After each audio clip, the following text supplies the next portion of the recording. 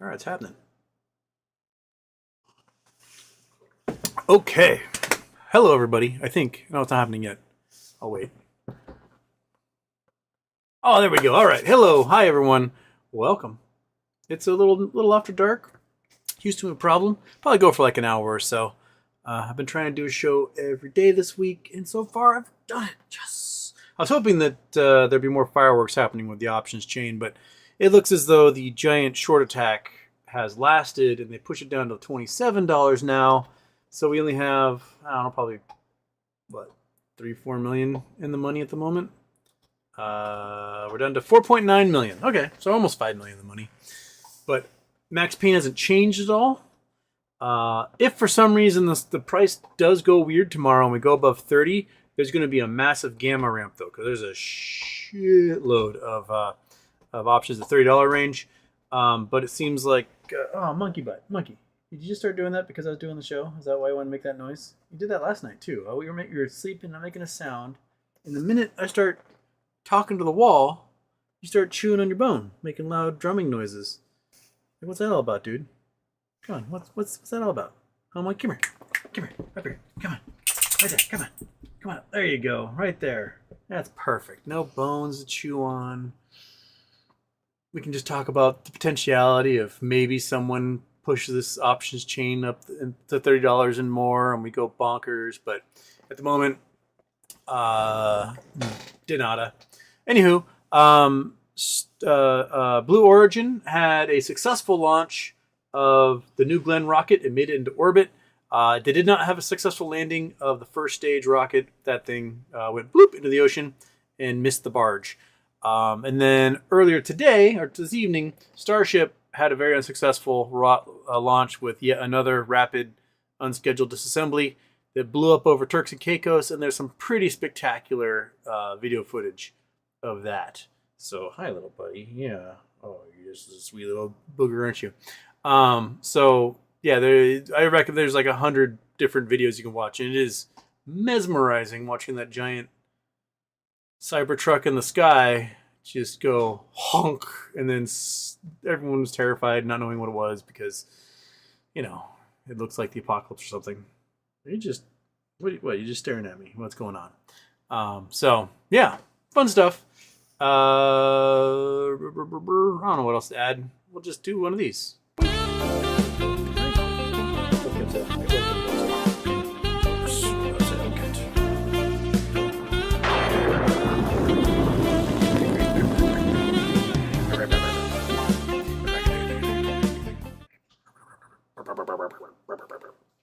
Okay. Turn off the video, ding dong. There we are. Okay, Scott Lumley super chat right off the bat here. Houston, do you think Ron will stop their verse split, or are we fucked? Well, it's officially filed that it's up for vote in the shareholder meeting in March. So it's going to be up to us to go, no, don't do that. So, yeah. You're going to need some big votes in there. I have no idea if Lynn Partners has a vote with their financing option, because I think those are convertible bonds. So who knows what they may do. So yeah, it's up to the holders to be like, I don't want that. Do some PR. Get 60 minutes in there. Right? Oh, if you scratch your ear just right, get right there. The back leg will start kicking. Watch this. Ready? If I get it right there. Yeah. Come on. I feel like there it goes. She can't help it. Right. Oh yeah. Good stuff. Okay. I forgot to put that in live chat. Goodness gracious. Okay. Corporate Walnut was first, but did not celebrate. How demure. Corporate Walnut, do you understand? Even if I'm crazy, Donald Trump putting Bill Pulte in charge of anything means Bill Pulte is in his ear. He just made anything that was crazy pretty uncrazy. Space-time is unraveling.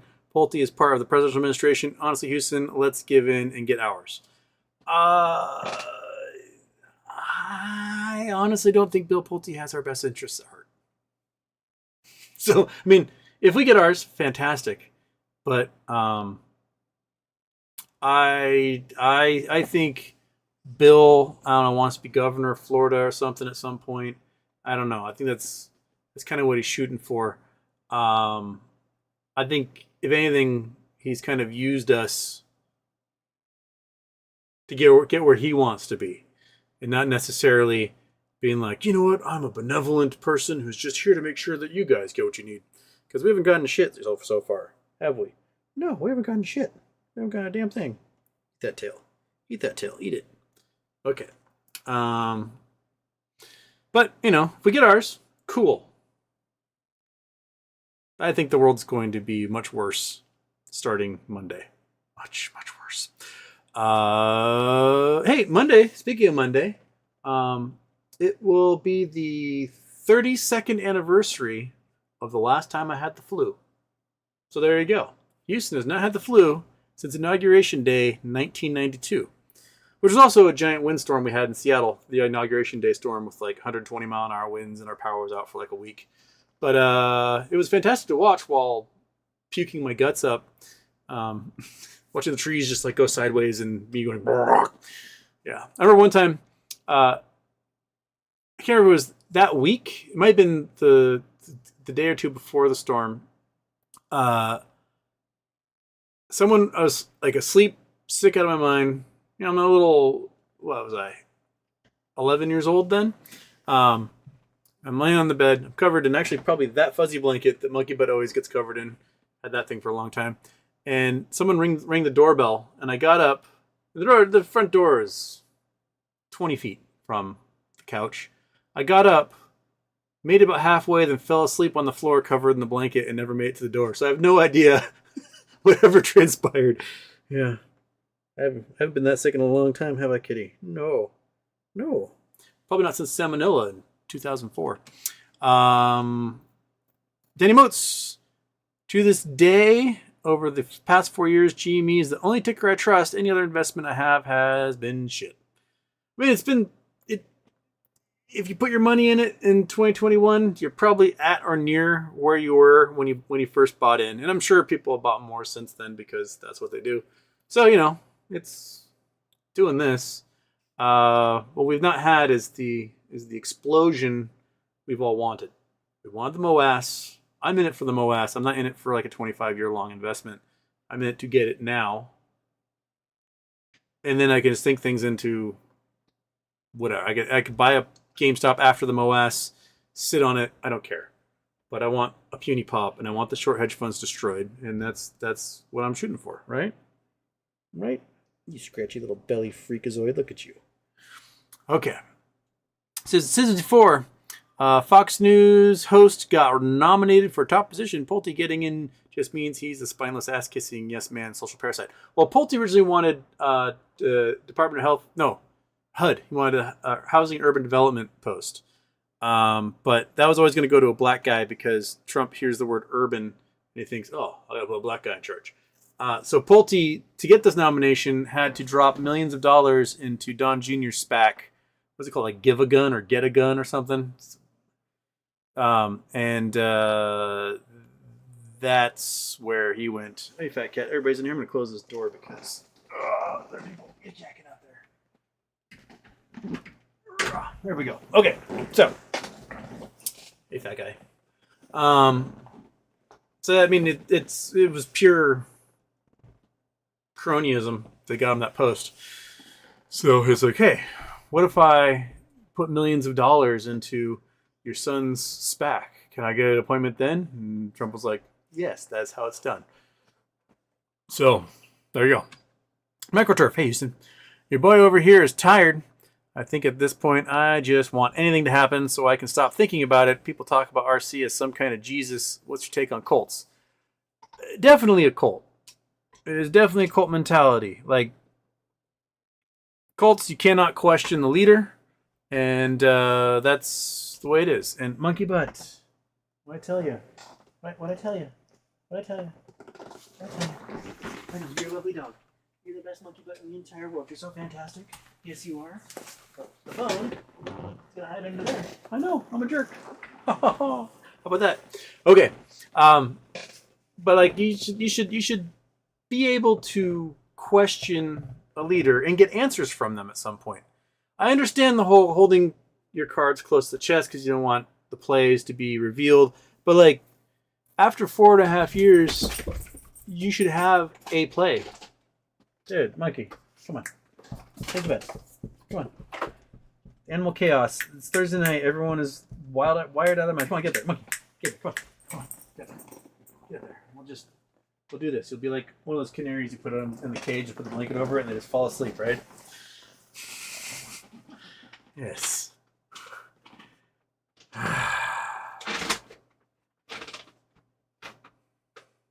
Any more things you want to knock over, Kat? You good? Okay, you're good. All right. But yeah, you should be able to question leadership. You should be able to get answers from leadership. Like, you know, something. Leadership should be able to accomplish a massive goal in 4.5 years. You know, it's expected that if you take over a company and your goal is to make it profitable, you make it profitable. Good job. You did what all companies are supposed to do, right? But if your stated goal is merger acquisitions, and it's been that stated goal for 2 years now, then do one. Do it. Announce it. Trigger it. Fire it. Do something crazy. You can't be like, oh, I hate shorts, and then never do anything about the shorts that have huge short positions on your company, because they're always going to be coming after you until you make them bleed. So make them bleed. Make them bleed, man. Just do it. So I'll question everything. Until I get a result, I'm going to be questioning it. So give me a result. NickTube. I was hoping DFV would make a move to get those January 17 options go in the money. There goes my options. I mean, wouldn't it be hilarious if tomorrow DFV buys 100,000 $25 calls or something? That would be hilarious. Do that day. So they have to go out and find 10 million shares that they don't have, resulting in massive gamma ramping. That would be excellent. Like, if we look at, let's see here, it might pop up day of, so we have to look at it tomorrow. Where's the, there we go. I want that. I want, good, January 17th. Okay, the price is $27.72. Okay, so check this out.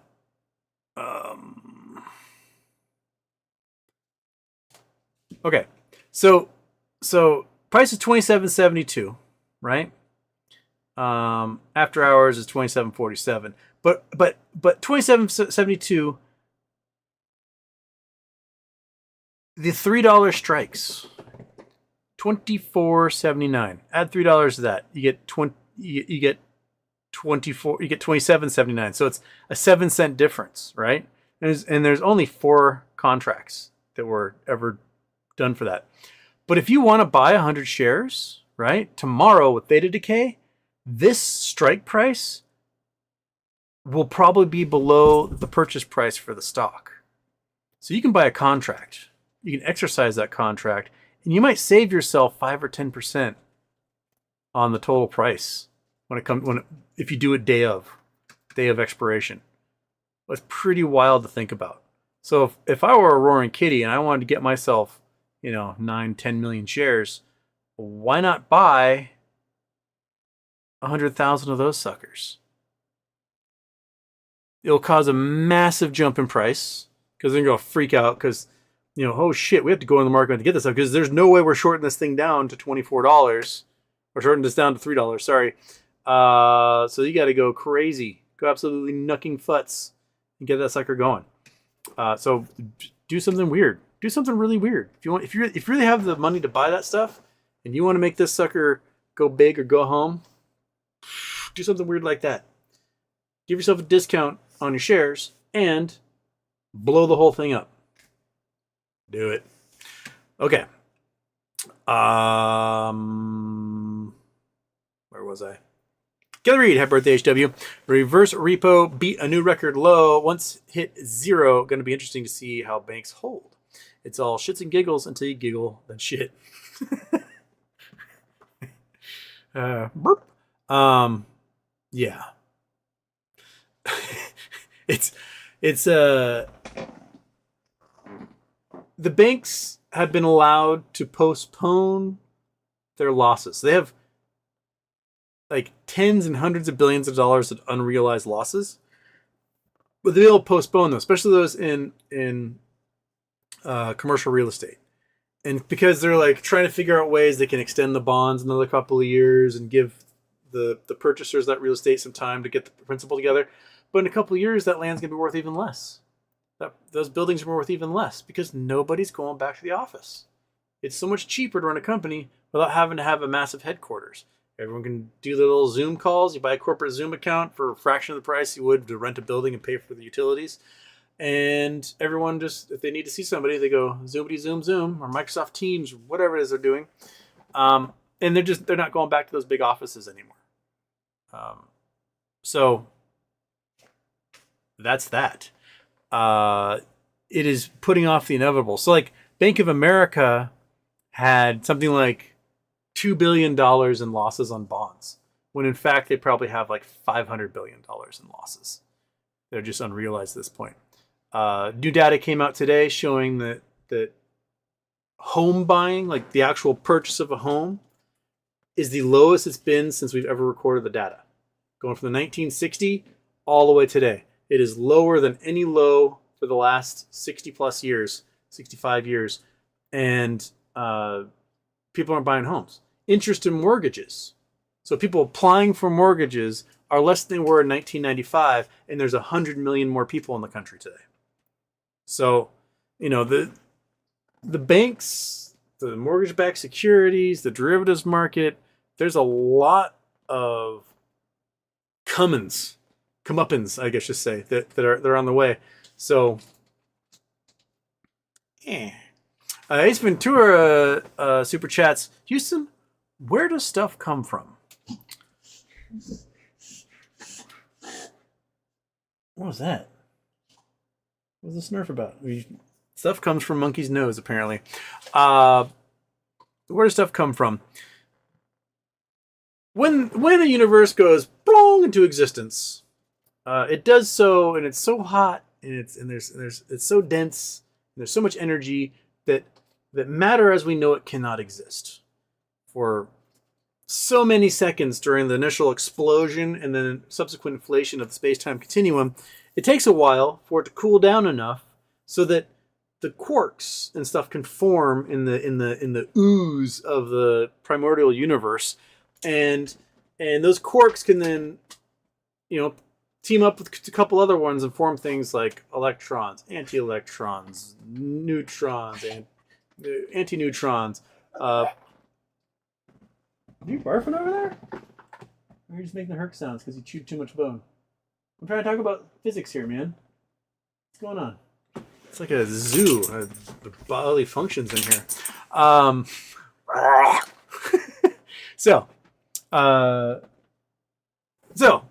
those constituent atoms finally, those building blocks, the neutrons, the protons, the electrons, the positrons, all the matter, antimatter starts to form out of this goo, and they start annihilating each other. And for some reason, there happens to be more matter than there is antimatter, so we have a universe full of antimatter. And some of the clouds that are formed from this end up forming hydrogen atoms, and things get cool enough, you get your proton, electron forming around. And about 10% of the universe was still hot enough that it was able to fuse those hydrogen into helium atoms, where you got your two protons and your neutrons flying around, right? And two protons, two neutrons, and two electrons flying around.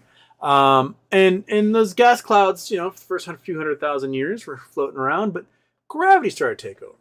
About 400,000 years after the Big Bang, gravity starts to say, "Hey, wait a minute! I've got a whole bunch of gas here, and I want it all in one spot." So the gas starts to collapse. It starts to collapse into individual stars, into galaxies, which then become active galaxies or quasars, where they got really active black holes that are sucking things in and firing stuff out its ends, and really bright, lots of star formation, lots of big stars, little stars forming, and the big stars start collapsing to supernova, and those supernovae start to make elements that are really heavy, things beyond iron, right? And so they explode outwards, they mix with the gas, and they form new stars. And then those explode outwards, and they mix with the gas, they form new stars. And so the metal content of stars being born today are much higher than the metal content of stars born 13.8 billion years ago when the Big Bang went boom.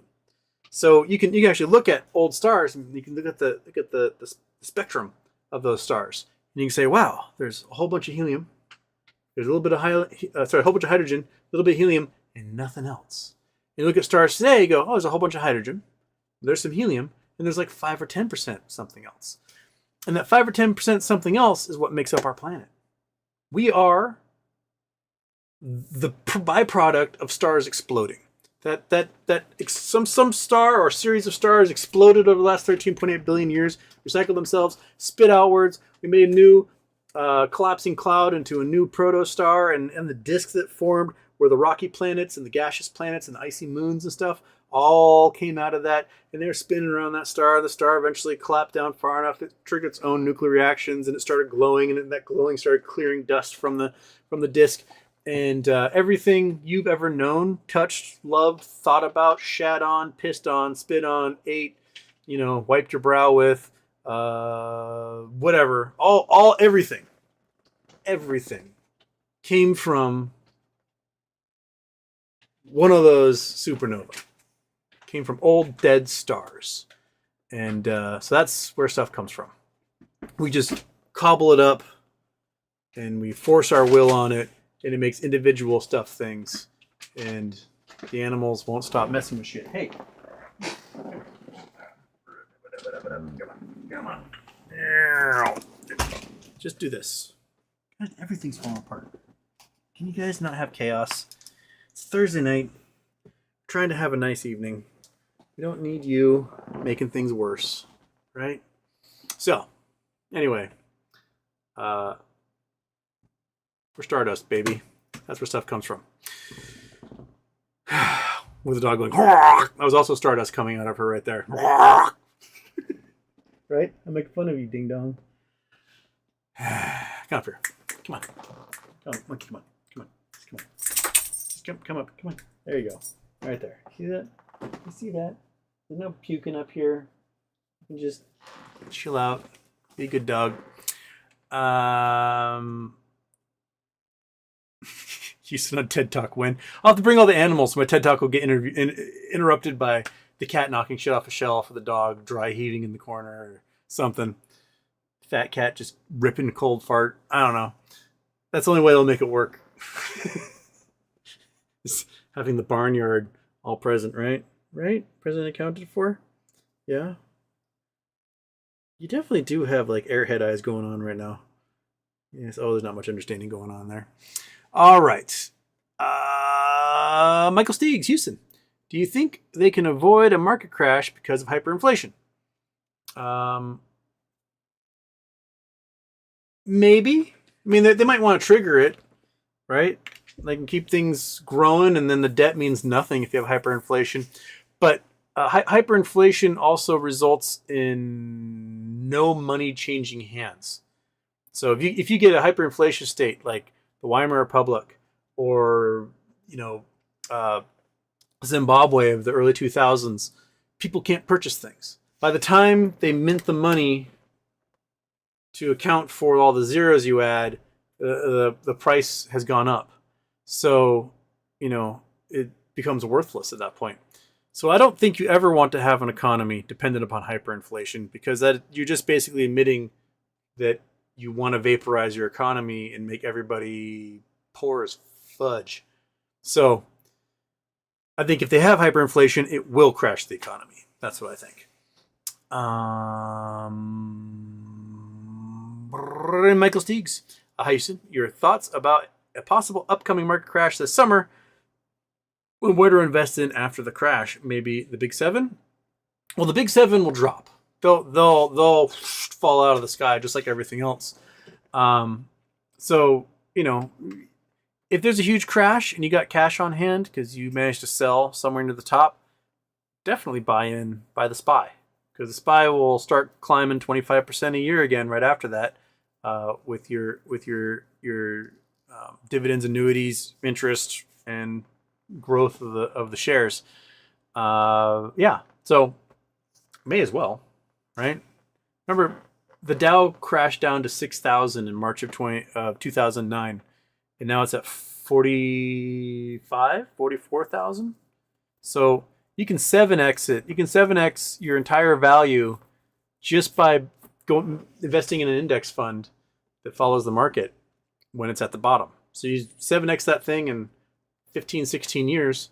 That's not a bad return. That's basically doubling every 2 years. So not too shabby. Mupulin joke. What did it say on the grand opening sign of Shlong Island? Shlong Island coming soon. Shlong Island. Scott Lumley. Where's the money, Hustowski? Also, make with cute animal stuff. Did we do it? Did we do it? You guys just here to disappoint me entirely, right? I know I took your bone. I'm an evil Houston. I'm evil. The fat cat's really being tender over there, climbing over. Oh, fat cat. The fat cat has been a complete jerk to Monkey as of late. Monkey will be like sleeping peacefully. The fat cat comes up and just stares at her, and then hits her in the face. And a monkey like wakes up screaming and trying to bite whoever hit her, and now it looks like the fat cat's trying to start something, but is a little scared to do so. So now monkey's putting him in his place. Yeah, good time. Good times. Okay. Donkey potato. No one said first, so first. Going to Kauai next week. Happy birthday and aloha. Have a great time in Kauai. I had a nice time in Kauai. I've only been there once. Well, I'll just say I had nice times in Kauai. Who I went to Kauai with was terrifying. It was my last year going to school at Hilo. I had this girl that had been some of my geology classes. She was a total babe. I was 25 years old at the time. She's a total babe. And I asked her out to dinner one evening. I was like, hey, let's go out to dinner sometime. She's like, excellent, let's do it. I only found out about a month after dating her, that's when like the weirdness began, that she had been engaged to somebody. I didn't think to look for rings. It never occurred to me at that point because I was in college with people and no one was married, right? I didn't think to look that she had a ring on her finger the entire time we were in class together. I was basically looking at her giant, amazing butt. And she was actively engaged to somebody, which she said, yeah, well, let's go out to dinner. And she took that ring off and then like dumped the guy. Because she's like, I found the one. In that month's time, I discovered that she hadn't been engaged to somebody. I was a homewrecker. I had no idea. But she had also been married 3 times and engaged 6 other times. Man, I'm 25 years old. I'm thinking she is around my age. Turns out she's well into her 30s. She just looks really good. And there's a lot of deep-seated trauma in there that I did not know what I was getting into. Those rockin' butts can get you in trouble. I'll tell you that much. So she had major abandonment issues. Her parents had gotten divorced. Her mom, I think they were living in Chicago. Her mom moved to Arizona or California or something. She's like, I don't want to have a kid anymore. And just left. And then dad was like, well, I guess I'm raising you. And got married to somebody else. And so it's her, stepmom, and dad, right? And then stepmom gets pregnant. And the minute stepmom gets pregnant, she was like, get rid of this kid. I've got my own kids coming on the way. So at age 12 or something, she is homeless. And so she hitchhikes across the country as a child to find her mom in Arizona or California, wherever it was. And she shows up at her mom's house. Her mom's like, what are you doing here? She's like, I don't have a home. And so a reluctant mother then has to raise her to adulthood. And so she's got abandonment issues like crazy. The minute any alcohol hits the system, it is terrifying. And I've quickly become terrified of this woman, knowing that if I break up with her, she's going to stab me in the chest with a steak knife. And that's that. So I'm trying to make the best of it because I don't really know how to deal with being in an abusive relationship because I've never been in one before. And Thanksgiving break was coming up. I was thinking we had some friends that lived on the other side of the island, kind of where Mr. Michael lives over on that side of the island. And so we had discussed like, hey, let's go hang out at their house and go do some snorkeling and whatever. And we get in her car and she drives us to the airport. I'm like, why are we flying there? We can just drive. She's like, oh, I got a sweet deal. I was like, that seems weird. And then she surprised me with a trip to Kauai.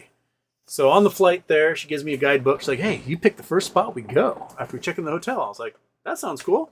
So I'm flipping through and I find this like cool river where there's a waterfall. It's like 20-foot waterfall, but there's all these rope swings everywhere. And you like swing and jump into this big pool. And it looked like really cool. I'm like, let's go to this place. She's like, awesome, let's go there. So she booked the hotel. She booked a rental car, did all that stuff. And we check in the hotel. We get our little swimming stuff. And we go to follow the guidebook. We go to that river. And we set up our towels. There's some other people hanging out there having a great day because Thanksgiving weekend and the weather's beautiful and the water's tropical. And I'm like, come on, let's go. She's like, I'm just here for a second. So like I swing off the rope swing and I land in the water. I climb back up the cliff and I come to her. I'm like, hey, how's it going? She just goes, she like packs up her shit, walks up the trail, gets in the car and drives away and leaves me there. And I have no idea where I am. I know I'm somewhere in the middle of the island. That's it. And she leaves me there for hours. I'm just like, well, maybe she'll come back. Maybe she'll start hitchhiking. Maybe she'll get a ride. And eventually she comes back. She comes back and she's like, have you thought about what you did? I'm like, yes, I am so sorry. I am so inconsiderate.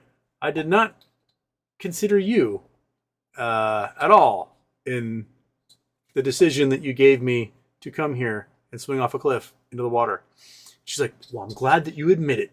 And you can get back in the car now. And then it just became 5 days of me on eggshells, trying not to do whatever it is I did wrong by selecting the wrong place in the guidebook that she gave me, because obviously it was not the right choice. So at that point forward, I was like, why don't you pick where we go next? Why don't you choose? Oh, that sounds like a great idea. Beyond that, I thought the pace of Kauai was awesome. Like I wish UH Hilo was on Kauai. I think I would have actually enjoyed it a bit more. I like the fact that there were sandy beaches everywhere, and on the Big Island there's like 4. So that was cool. But yeah, enjoy Kauai. Just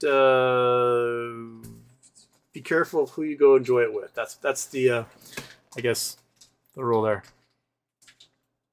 That was a funny relationship. How it ended. So my friend Sarah, she's the one that works at Blue Origin, who got to announce that they were doing this launch and everything. And she was in Florida for the launch last night. She had graduated the term before me, and she had come out from a graduation, which was December of 2006. And so my girlfriend, I had to sell my car because I'm leaving the island, right? I don't need a car anymore. So I sold my car. So I was like wholly dependent upon the girlfriend at the time to like give me some rides every once in a while. And so Sarah was flying into the Kona side of the island. So I said, hey, let's take a day. We'll go pick Sarah up and we'll go to the beach and whatever. And so we go and we pick Sarah up. And Sarah she's well endowed. I never had interest in Sarah because she didn't have a big old booty. That's just the way my brain works. I'm like, I'm a butt guy, and Crazy Town had world class butt. But for some reason, the girlfriend was absolutely 100% convinced I was going to run away with Sarah. Meanwhile, I've been for 4 years trying to hook Sarah up with my best friend in the entire world, and so I was like, I had no interest. I just want her to date my friend Nick, so I can have my 2 best friends be with each other forever, and I'm super happy Houston. So the girlfriend is really mean immediately to Sarah. I'd be like, hey, pleased to meet you. She's like, I don't like you or your attitude. And Sarah's like, what the fuck did I do? I'm like, I'm sorry, you have boobs. And I think she's very scared of that. I don't know. So we do the beach thing, and like Sarah sets her blanket down at the beach, and then my girlfriend just keeps walking. Like, keeps walking 50 feet away, just sets her blanket down. I'm like, I guess I'm going to lay over there. And Sarah's like, whatever, dude, do your thing. And so we spend the beach away from each other, which was really weird. And at the end, the girlfriend's like, let's go get something to eat. So we go to the Kona Brewery, which is my friend Bill is the head brewer there. Fantastic place to go.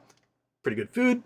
To go to the Kona Brewery and we order food, and she is still being really mean, really mean to Sarah. And I don't know what to do about it or how to get her to stop. And she's like, I'm going to go to the restroom. She gets up and leaves, and both Sarah are like, what the fuck? I'm so sorry. I have no idea what her deal is or why she's being so mean, but she does this shit, and I'm scared of her. She's like, what? I don't know, whatever. And we're like talking about it, and she comes back and she sits down and she goes, so you're talking about me? I'm like, yeah, because you are fucking weird and we don't know what to do. And she's like, well, and the Kona Brewery is pretty close to Costco, and Sarah had forgotten like a SIM card for her digital phone time because there weren't camera phones and stuff, so, or digital camera, sorry, there weren't camera phones. And so she's like, hey, can we go to swing across the street to Costco? And I grabbed one of these little SIM cards, or what they're called, SD cards. I was like, yeah, totally. And so we go in. I got the Costco card, so we go in. And Sarah goes off to go look for one of these things.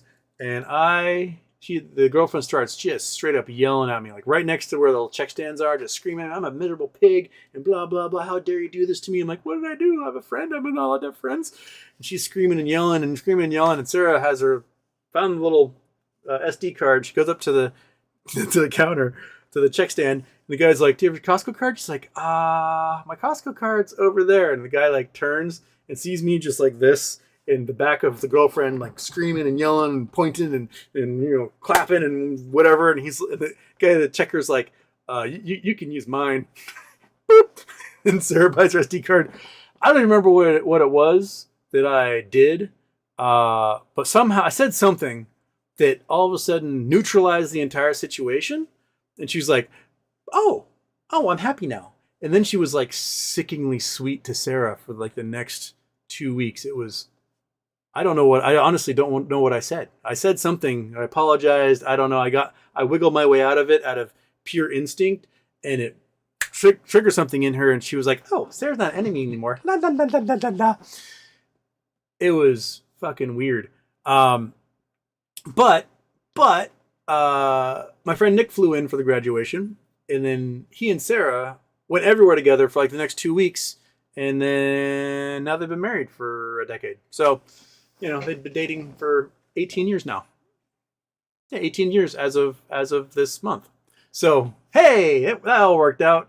But anyway, I graduated. I moved back to Seattle.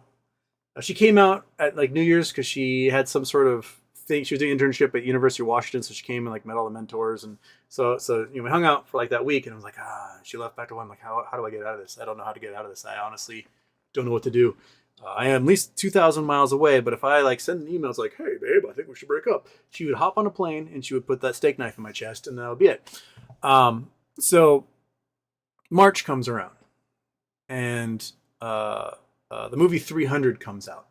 And for like a year, people have been watching the trailer, probably the single greatest trailer ever made in the entire world. It's got that Nine Inch Nails song, and oh yeah, it's a Sparta, and he kicks a guy into the well, and everything in slow motion. Everyone's been watching that trailer for a year, so I was stoked to go on opening night. And my friend Lauren writes me, and she's like, hey, if I get us tickets to go see 300 at the Cinerama, which is the Paul Allen renovated this amazing theater, and was like, do you want to go? I was like, hell yeah. So she gets a ticket for me. She gets a ticket for Nick. Sarah can't make it because she's working. Good. They live in Seattle. And so we go to 300, and then when Sarah gets done with work, we go to Sarah's parents' house, we have dinner and whatever, and then go home. And I get an email from the girlfriend saying, oh my God, I saw 300 last night. It was so amazing. And I was like, yeah, I saw it last night with Nick and Lauren. And I get this like one sentence back. It was like, you can tell me if Sarah was there. I won't break. And I was like, oh, no, she was working, so she couldn't make it. But we went to her place for dinner afterwards. And that was all it took. I got this like 40-page email back that was like, we are done. It is over. Blah, blah, blah. And I was like, just lifted. 6 months of being scared for my life just like lifted off my shoulders. And I was like, oh, well, okay. And I was like, okay. And then immediately got this message back. It's like, oh no, I didn't mean it. I want to break up you. And I was like, no takesy backsies. And then that was it. We were done. I was free. So yeah. Then she got back together with the guy that she had dumped. She was engaged to, and then got married to him. And when I went back for another friend's graduation in May of that year, I ran into her and her then husband. I guess they got married in that 2-month span between when she dumped me and when I showed up for graduation in May. And she was like all over him, and he had no idea who I was, because apparently I don't think she ever like broke up her engagement or something, because whatever. So yeah, sometimes you don't dodge bullets. Sometimes they hit you, and then they're like hollow points, and they just and they rip through your flesh, and then they start sending shrapnel through your bloodstream and stuff, and that's what you get stuck with, because you just saw some rockin' butt, and you're like, you know what? I'm gonna ask that chick out to dinner, and I'm not sure there's a lesson in there at all, really. I mean, my lizard brain is like, rockin' butt, let's ask that out. And I don't know how to turn that part off of me. And because, you ask somebody out for a date, right?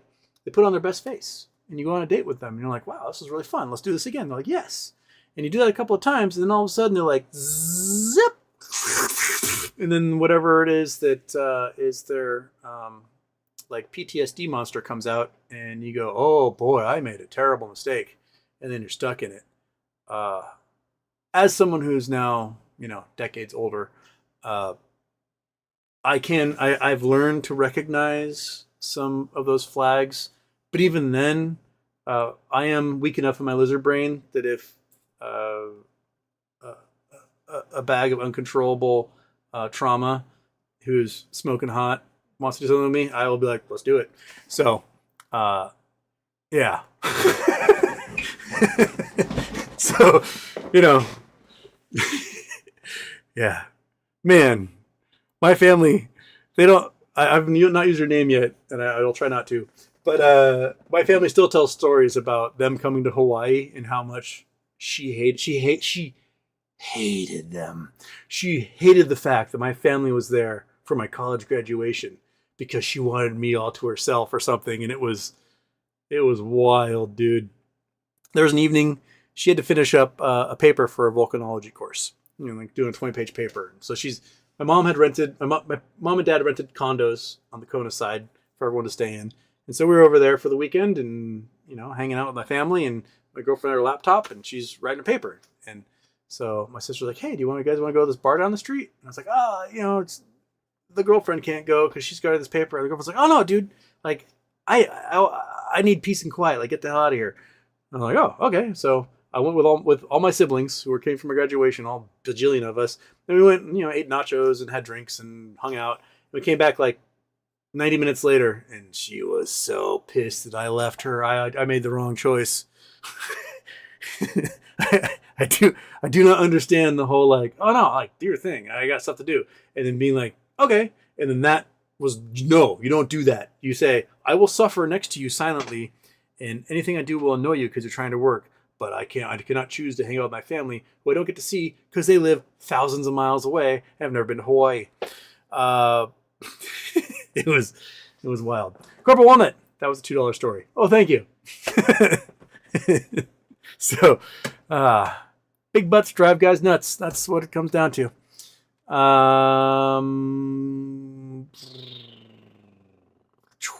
Anyways, Dog and Potato, enjoy Kauai. Have a great time. Aaron Heiss.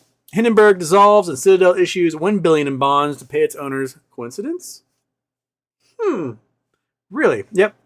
That's Hindenburg straight up is involved in Anson funds and Citron research. It is a giant criminal conspiracy, and I hope RICO takes care of all of them. Get them for that racketeering. Mupulin. If 1.5 to 5 years is the average for the conclusion of Chapter 11, is it fair to say that June 2026, the average of 1.5 to 2.5 years, is our general timeline? I don't want to take that long. That sounds like way too long to me, especially for something that's been fast-tracked. We are past the 1.5 year point. What I want is I want the estate to name JP Morgan culpable in the fraudulent share buybacks. JP Morgan is like, settle. And then that will be that. You get JP Morgan to agree to pay for the liability of all the board members involved. You write a check for $3 to $5 billion, and boom, everyone's paid off. Monkey. Oh, come on. No. You don't need to fight the fat guy just because. Come on. Come on. Nope. Hang on. Hang on. Let the fat guy do his thing. Jeez, my knees. What is up? Is it full moon was like a couple days ago, guys? Why the craziness? What's going on? What is going on? I need to yell at the fat guy. I know he swatted you, but you went over there. So you invited it. Huh? Can you acknowledge? Can you acknowledge that much? Or are you just staring at the fat guy again? Let the fat guy out of your mind, man. Let him out of your mind. You've been roommates for 5 years, dude. Roommates for 5 years. It's okay. It's okay. You can chill, right?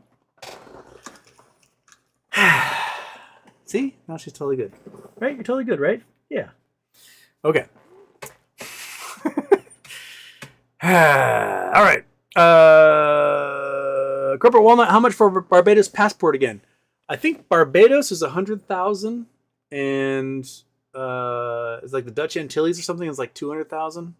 Something like that. So a few $100,000.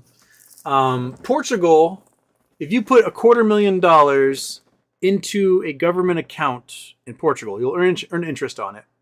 And you have to spend, I think, 7 days a year in Portugal for the next 5 years. You then qualify for residency and a Portuguese passport, which fast tracks you to citizenship and gets you the EU passport.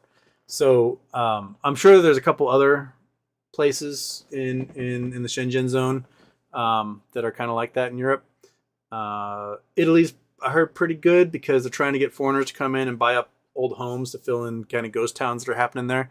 So you can get like a, buy a home for €1. It's a $5,000 commission to the real estate agent, and then you can get like tens of thousands of dollars in grants to fix up your home. And there's even towns that'll pay you like 35,000 euros a year just to live there because they need people to come and live in the towns. So you can make money just by moving to someplace like Italy. And then, oh no, don't you fucking do it. Get off of there. No. Jesus Christ. Oh my God, cat. Do not stand on the battery backup. Yeah, I heard it go beep. I feel like everything's against me right now. The chaos of being in that relationship is like filling the room. Fat guy, don't be a piece of shit. Monkey, don't yell at the fat guy. Kitten, no, get the hell off of there. Don't climb up there, you little fucker. Where'd you go? Oh, you're behind the computer. Get.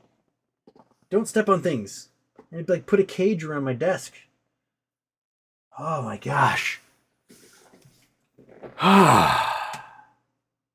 This is what Thursdays are like, I reckon. I don't normally do a Thursday night show. And this is the welcome to Thursdays. Thirsty Thursdays here at Houston's Animal Emporium of hormones and chaos. Dizzy, what up? What up? Oh, don't you fucker. Did Don't jump up there. And you're like in the one spot I can't reach you right now between the battery backup and the computer. The computer has like the LED lights that like constantly change color, so I just see this cat staring at me and she's like turning green and blue and purple. Fucker. Okay. BJK031 Houston. So since the 17th is a bust, what's the next hype date? My calls are all dead, so I don't see the point in selling for pennies. Yeah, basically, my calls just vaporized. Next hype date, probably March, April. Let's see here. What's March got for us? Wow. No, maybe not March, maybe April. April, I think, in the next leaps. Where is Max Payne? April and June are both around $20 for Max Payne right now. So April. So the April leaps. There's not any. Well, the open interest is not reporting because we're now past midnight Eastern time, so they shut that off. Not much volume going on with them. But Max Payne is down here, so we're still $6 above Max Payne on that. We were, like $12, $13 with Max Payne. That was really nice. So maybe April, March going into April. I think swaps. There's swaps that are due in March, just like in 2021. So I don't know. Maybe something comes of that. But the max pain here, we are right around max pain, within a couple of dollars for all of it, all the way up to the April ones. So, and then it's 20, 21, 22, 15, all the way out for all the leaps for June, July, and the Januaries. So, April-ish, maybe? I don't know. They kind of wrecked the day for me. It's a bummer. But, you know, maybe in June, June will pop again, and I'll have another chance at the options run to retirement. But this one killed me way more than November did. November, I kind of came out even. This one, vaporized. David Ashemi. Sup, Houston? Blew my account shorting shitty quantum stocks that have a 28 cent earning per share. Glue eating bowls. Suck a fat one. Where did I lost the chat here? Where did it go? I was right there. Okay. Rose Moon. I was putting on socks and my nail got stuck and ripped in half. Painful, bloody thumb. Oh, rah, rah. That's the worst. That's the worst. Like, get the little hang nail on your toe, and like you pull your bed sheet up or something, and it's like rip. Just yeah, no good. Dizzy Jackie Tittyman, the TA guy, seems to think GME will hit a low of 26. Well, it appears to be on its way there, and max pain's at 25. So, maybe they'll get there. I don't know. If I were a cajillionaire, I would definitely mess with all those options, guys. And where'd it go? There we go. Okay. Chad Clifford's going on GME. It's getting shorted like nobody's business right now. To be happy there's an upside down cat who is still hiding behind the computer. She's now sleeping back there, it looks like. Okay, as long as she's not jumping on top of the battery backup. Battery backups need to be designed so that all the buttons are on the side. Because if they're on the side, the cat can't stand on them and turn your computer off, shutting off your show instantaneously. So I think the next time I buy a battery backup, I'm going to see if there's any with the stupid buttons on the side of the device so that the cat can't ruin my day. Zappy says, shout out to Monkey Butt, Fat Cat, and Kitten. Yes, the Chaos Party. All right. I have now made it to the first 5 minutes of the show in the chat. Yes. I was going to do an hour show. I ended up doing a half an hour story about dating a nightmare. Turkish. Hindenburg calling quits means MOAS soon, or they're going to reinvent themselves with some satirical new name. Yeah, they're going to be like the Ocean Gate research. All right. And where's the money? I don't know. Stu B. Ham, Houston. Great content as always. Thoughts on GME's price action today? Thanks and happy birthday. Shorting. And none of us have any money left, so we can't buy anything. Post-Christmas, we're all poor. Yeah. Alexander Cage Day, we're one day closer. Indeed. And bought a new editing laptop today. Excellent. Did you get my message? I sent you a message seeing if you could do a Houston, we have a kitchen. Because I want to edit together some cooking videos, because why not, right? I'm not the world's greatest cook, but what I do cook is really, really good. So, I can make some like shorts about how I like to make my steaks. Because I have lots of different marinades and things like to do for steaks, dry rubs, seasonings. So at least we'll start off with some steaks, maybe some desserts. And we'll go from there. Some slow roasted ribs.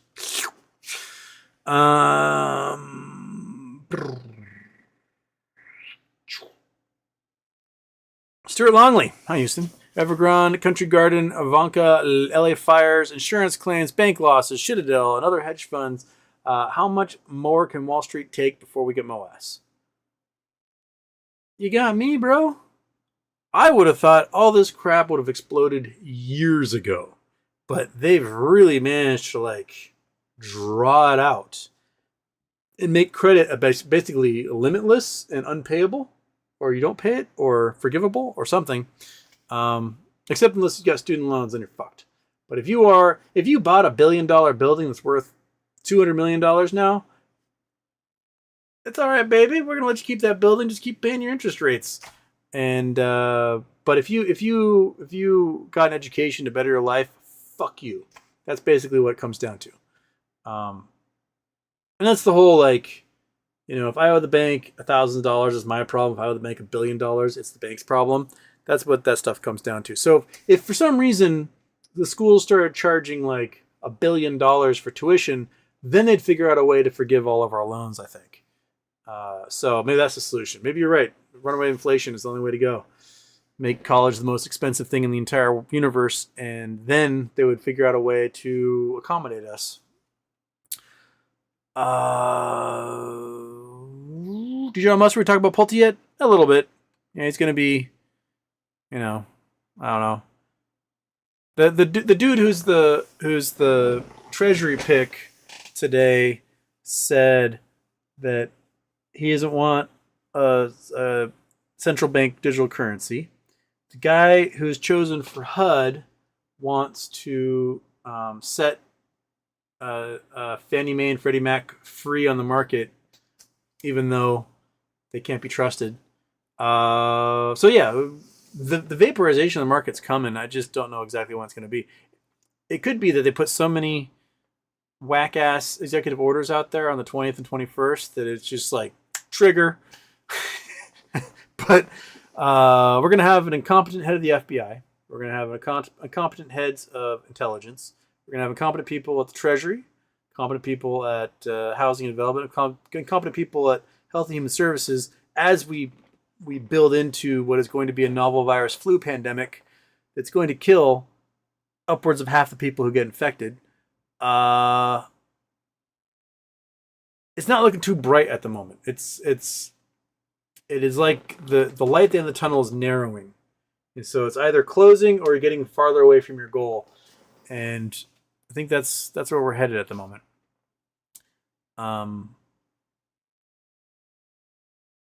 KC, in your opinion, what are the best catalysts we have for MOAS to spark this month and next few months coming for GME and BBY? I was thinking the swap's expiring and the really loaded options chain was going to do a good job. If we could keep that price up above $30-something, it was going to be awesome. And the shorts had to borrow $1 billion, and then they used that $1 billion to short us down, and here we are. So they got a state of execution. If Ryan Cohen can accomplish something and actually, get it to the point where they do something with GameStop, turn it into an actual holding company, acquire somebody, merger, issuance of digital equity, something cool, anything at all. Just do something, man. That's a good chance. If the banks are forced to realize their losses in commercial real estate, that could be a trigger. If the derivatives market is supposed to finally acknowledge the fact that mortgage-backed securities are fucked once again, that could be a trigger. If Donald Trump goes out there and starts deporting all the people that pick our food, that could be a trigger, right? So, nuclear war, that could be a trigger. There's all sorts of things that can happen. I don't think the incoming administration knows how to actually manage an economy. The last time they were in, they basically were like, don't touch a thing and let the Obama jobs era keep growing. And then 2018, 2019, they start touching things, right? They make their new tax policies, which gives billions of dollars back to rich people and corporations. And what do they use that money for? Not creating jobs. They use it for stock buybacks and offshoring their cash overseas and then putting that money into hedge funds that bought more stock, caused everything to rise anyway. So they did that. In the job market started to get a little tepid in 2019. It wasn't growing at the same rate. And then interest rates probably should have been raised in 2019 from they were at like 2% or something. They probably should have gone to 3-4% just to cool down the investment in the market, so people spend more money on bonds, kind of separate the two to keep things from bubbling too much. And then COVID hit, and they didn't have the weapon of reducing interest rates to spur investment because interest rates were at like 2%. So they dropped them to zero. And they were like, well, I didn't do anything because people were to get as much money as they could anyway, as they wanted. And so then they had to print trillions. So more money was printed in 2020 than like all of history of the United States. And that then caused, inflation. So they had to create gigantic holdings in the reverse repo to take all this money from these banks so that it wouldn't get spent all at once to reduce inflation. We had to jack rates up through the roof so people could not afford to borrow money to spend it, right? And then inflation still hit because, there's shutdown because people can't go to factories and make things because they're getting sick and dying, right? So there ended up being a giant oversupply of cash, an undersupply of things. And when the world finally opened back up, people were cash rich. They wanted to do stuff. They wanted to get the fuck out of their houses. And they were going on vacation and they're buying things and there's nothing to buy. All the stuff is not being made because of the shutdown. And so prices went through the roof. And so inflation just rocketed as a result of giving people too much cash and not raising the interest rates like you should. And so then it took the 4 years the Obama administration had to do all this work to like put the inflation monster back in the thing. Even then, they didn't do probably as quick a job as it probably should because they didn't want to have the job numbers get affected. And that's kind of where we are now. So now we're going to go back into a new administration who is going to continue the ignoring the reality of viral infections in an entire species of creatures, humans, on Earth, and with no sound economic policy at all to follow behind that. So yeah, bird flu. You've already seen it in the egg prices, the milk prices. We talked about that yesterday. Good luck finding eggs at the store. If you go late in the evening, like I'd go shopping, there are none. They don't exist. You're like, oh, there are no eggs. If you go to a food bank, if you're someone who goes to a food bank, normally there's a shit ton of eggs. There are no eggs anymore at the food banks because they all get sold. And they're getting sold at really high prices because flocks and flocks and flocks and flocks and flocks of chickens are dying or being culled because they have cold, C-U-L-L-E-D, not cold like burr. And because they're infected, they got viruses. And why do they have viruses?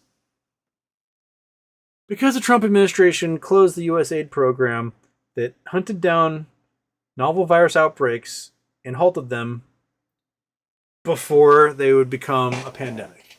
We used to have a program where the USAID is a big part of the State Department, and they had people stationed all over the world, scientists, epidemiologists stationed all over the world, and they would utilize news reports, word of mouth, CIA, NSA bulletins, State Department bulletins, and they would figure out where someone was sick, if they were farming animals or whatever, and they would show up, they would wipe out the entire herd, they'd pay the farmers so they could get new ones, and they would quarantine everybody so the disease wouldn't spread. They did this everywhere. They were in a whole bunch of nations and lots of regions, so if you're somewhere in Africa, there might be one group and they'd go to handle several different countries. But they're in Vietnam, they're in Cambodia, they're in Thailand, they're in China, right? Where a lot of these small farms that are not industrial, so there's a lot of human to animal contact, and they would shut this stuff down. And so, we started the programs around the time SARS showed up in the early 2000s. The SARS was a terrifying virus. Had a pretty high infection rate, had a really high, like a 30% fatality rate. It infected tens of thousands of people and killed tens of thousands of people. And then we were able to limit it basically to Southeast Asia. And with the cooperation of a bunch of nations, we squashed that sucker. And then a few years later, MERS came out, which was a similar virus that came from camels. And so it really affected Bedouins and people in the Middle East first, and thousands of people got affected with that. And it also had like a 50% fatality rate, and we squashed that. Ebola came up, we squashed that. We had this infrastructure in place to squash this stuff, to quash it before it ever could spread into beyond an outbreak into an epidemic or pandemic. And in order to save money on those 2018 tax cuts, they fired everybody in the USAID program. And one of the dumbest things the Biden administration has managed to not do is open that program back up. They fired everybody in that USAID program October 2019. 17 days later, the first SARS-CoV-2 case, COVID case, appeared. 17 days later. If that program had still been in place, 17 days later, chatter would have made it through the CIA channels to those USAID workers. They would have quarantined everybody, had the animals killed, tested, paid off the workers at the wet market and all that stuff, and it may have never expanded beyond Hubei. So, Wuhan, sorry, not Hubei, Wuhan, and but we don't know now because we did not have them around to do their job. So, that's the mentality we're bringing into this new administration is oh, you have a confident, I don't see any results. Oh, dude, did we have any massive global pandemics in those 20 years? No. But we had at least 3 potential ones, maybe several others. If you watch the documentary Pandemic, which came out January 2020, kind of foresight, they follow one of those USAID workers, the particular one who lives in Vietnam. I think they do another guy that's similar, works a similar program in Egypt, who studied bats and a couple others. But the dude in Vietnam, oh, this farm is bird flu. They went in, they killed all the birds. They paid the farmer. Sorry, man, go buy new birds. And he's like, hey, I got cash. That's okay, right? And for decades, I mean, seriously, the last 20-something years, we've read about, bird flu outbreak. Someone got bird flu in this place in Thailand, or this place in Vietnam, or this place in China. And then they killed the birds, they paid the dude off, and then that was it, right? The minute we got rid of that USAID program, all of a sudden it was birds are dropping out of the sky. I've got 10 of dead ones at my bird feeder. It's weird. All the sea lions are disappearing and the otters are all dead. Yeah, because they're eating bird shit in the water and they're all dying from bird flu, and then it's mutating inside of them, and now it's spreading onto cattle and to cats and to large cats and to beavers and fucking dogs and shit. And we had kept it at bay for 20 years by using this program, and we get rid of it, and this sucker has, I think there's 5 gains of function have to happen, and 4 of them have happened so far. And so that 5th one is human-to-human transmission. That's the only one we have to worry about now. And once that 5th one goes blink, one of those people working in a chicken farm, somebody taking care of birds at a wildlife sanctuary or something, hey, fat boy, that's cattail karaoke. That's when we're doomed. And we do not have competent people in place, and they're going to slash interest rates to fucking 0 and print $1 trillion again, and we're going to have inflation all over again. The next administration is going to have to deal with. They're going to try and blame whoever that is. It's just, man, I wish people would read a fucking book. Oh, are you going to attack me? Are you just in an attacking mood? Is that what you are? You just pent up, frustrated, getting jumped by that kitten all the time? You just want to murder everything? Is that what we got going? Okay, Stephanie L. Super Chats. Got an extra freezer to prep for H5N1. Is there a scenario where it won't wipe out millions? Or the egg shortage will slow a vaccine? Why? In order to vaccinate the entire population of the United States, 340 million people, 330 million people, you need around 900,000 eggs a day for about 9 months in order to create enough vaccines. And if all the birds are dying, the eggs are not available to do that. Yeah, that's where we are. So we use the eggs to actually create the vaccines. You inject the eggs and does stuff, and I can't remember the exact process, but you need eggs to incubate the vaccines. And we don't have the eggs because the chickens are dying, and it's like a perfect little storm for oh fuck. So yeah, every time I go to the grocery store, I buy the awesome cuts of meat when they're super sale, and I just throw them in the freezer. So I've been filling that sucker up the past few months. I also go and I buy like 20 cans of soup every time I go, because if it's on sale, I just buy it all, because and fill things. Because if this thing becomes human to human, we're gonna have shutdowns in a way that make COVID look like child's play. Think that movie of Matt Damon, Contagion, like that level of shutdowns. Even in Contagion, they somehow miraculously came up with a vaccine like super quick. But no, it's going to be months to a year, and in order to do a quick one, it's going to have to be in mRNA style. It's totally in my thigh. Ow. Okay, let's go down there. So yeah, it's not looking too hopeful. It's Houston's little crystal ball says we're fucked, and I hope I can keep that no flu streak going, man. I don't want to have like my streak broken with bird flu and then that's it for Houston. That's all she wrote, because all my organs are getting absolutely dissolved by this thing. The teenager in Canada who got it, who spent 60 days in the hospital, most of that on an ECMO machine. ECMO machines are they're like replacing your blood constantly, and most hospitals have one of those machines. One. So one person will be selected at each hospital when it hits, and they'll get that treatment. And Jesus Christ, cat. And no one else. Everyone else might get on breathing machines, but I won't do any good if all your other organs are failing. So, oh my God, cat. Here, go upside down. Sit like that. Stop being such a pain in the ass. Yeah, little monster. So, filling up the hospitals this time around, one bed could do it, because it's the one ECMO machine. And it takes a whole staff to monitor it and make sure that person's okay. So everyone else, you're fucking dead.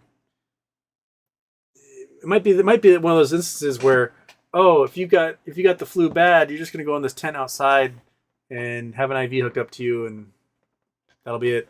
That's all they can do for you. Imagine, hospital staffs. Half the hospital staff's dying, half the nurses and doctors dead. So there's even less people to treat everybody. That's reality of it. It's really grim, man. It's really grim. But oh well. I mean, do we deserve it? Is this did we do this? Did we bring this about because we're just a bunch of morons who vote for short-term interests because we have no idea what our actual interests are? And did we do this to ourselves? Yeah, kind of. So, got crappy media. It does a really terrible job in reporting on things. We have crappy leadership, full of a bunch of dumb morons. We don't value education. We don't value reading. We don't value knowledge. We don't value expertise. We have a bunch of people who are like, facts don't care about your feelings, and they don't have any facts on their side. And all they have is like their latent repressed homosexuality dictating every decision they make. And that's kind of where we are. We got like this like machismo male culture where it's like, I need truck nuts and guns and an American Eagle tattoo, and I need to show how straight and proud I am. And that is the ethos of leadership right now. It's that like damaged masculinity that has to overcompensate for everything has become the standard bearer for leadership in this country. And those guys, they know a lot about AR-15s. I'll give them that. You need to ask them about it. They have encyclopedic knowledge of AR-15s. That might be the only thing they've ever bothered reading about in their entire lives. Outside of that, any actual functional information for budgeting, infrastructure, defense, economics, like they have no actual knowledge base for any of that stuff. But the AR-15, you can debate those guys online about the AR-15 and they will wipe the floor with you any day of the week. But outside of that, I wouldn't trust these dudes to do anything except, you know, maybe sexual abuse. Maybe they're really good at that. I'm not really sure what else beyond that. Anyway, no say. Are you familiar with Osmond Gold? What's your take on Elon taking away his checkmark and gamer designation from X, all because people doubt Elon is playing PoE 2, currently the highest level. Elon pays somebody to play for him. He is not playing that game. He live streamed Diablo the other day and did not know how to play the game, and somehow he's ranked in like the top 100 in the world. In PoE 2, he's at such a master level that it would take like hundreds or thousands of hours of playing, and he has not done a playthrough yet where you can see his face on camera. Someone else is playing for him, and they've signed an NDA. On Diablo, he definitely has people going in there and just grinding and leveling him up. He lost the gamer groups. And he's a petty, shitty little man. So yeah, that's why he attacked Osmond Gold. No, Elon is like SBF. They're obsessed with video games and they're really, really bad at them. SBF played League of Legends all day, every day, tens of hours a day. He was on calls with investors and he's playing League of Legends, and he sucks so bad. You can find an average 8-year-old. Teach them the basic controls, and in 30 minutes, they would be better than SBF. That is Elon level of gaming ability. I remember when he had his, which video game was it? Was it Elden Ring? I think it was Elden Ring. He like showed everyone his build for Elden Ring, and they're like, wow, this is trash. And then some people made that build to try and beat the game, and they're like, I'm fucking struggling. This is the worst build in the entire world. He does not know how to play video games. He wants to, and I think he enjoys it.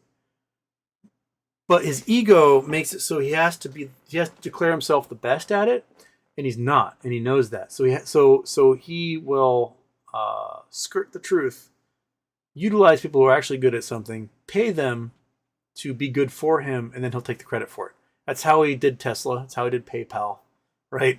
Somebody else did it. He took the credit for it because he paid a bunch of money, and he's like, I'm the founder. No, you fucking weren't. So that's like when it comes to Elon actually designs and makes something, that's when it starts to be trash.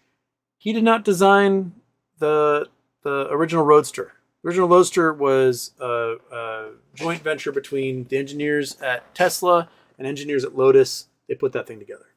The S, the Y, the 3, the X, those were all done by world-class designers. The first vehicle to be designed by Elon was the Cybertruck, and that thing is a cartoonish trash can full of garbage. And the Falcon rockets, wizardry of engineering, other people put that together. Those people are like, I'm done now, I'm doing something else. And then Elon's in charge of Starship. And Starship is a heap of garbage. I don't know if you saw the video footage of the cameras watching metal just peel off the hull of Starship, just peeling off.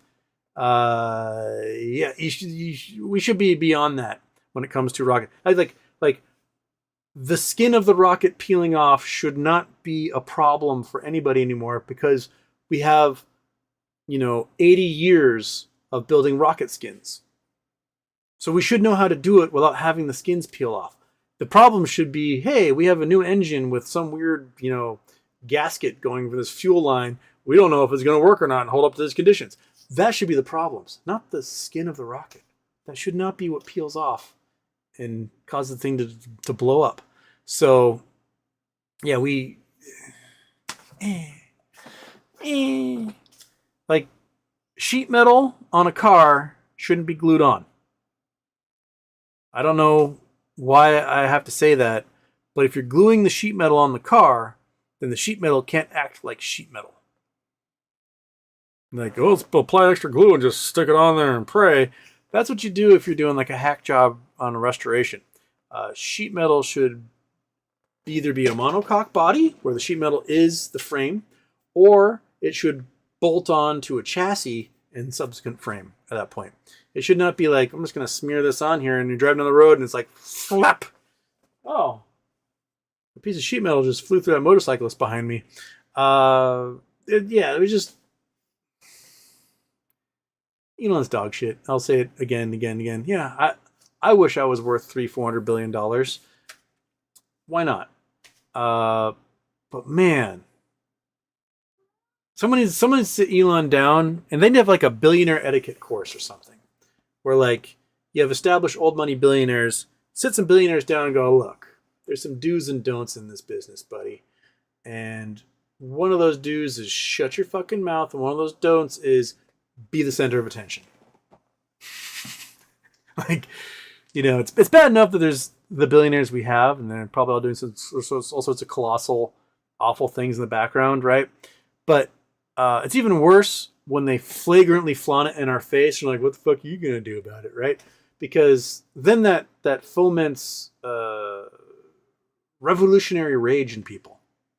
So if you're going to flaunt the terrible things you do, then people are like, you know what?